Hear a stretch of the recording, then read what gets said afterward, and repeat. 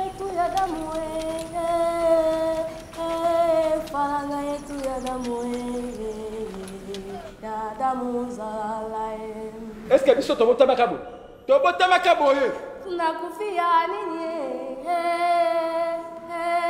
tunakufia nini na damu zala.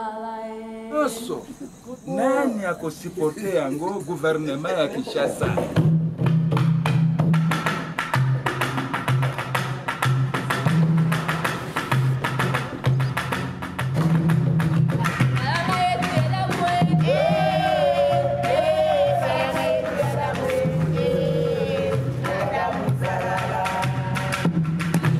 Bon, on a si on chicala.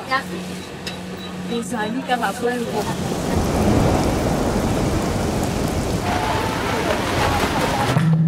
dans la passe et les qui papa va couper. Parce que la force reste sur la loi. Ah, ils ont parlement. Les institutions peuvent s'habiller. Ah, la lobby dans le boyer. Ah, ils ont institutions. Tout ça, c'est bien. Ah, ils ont filmé quoi.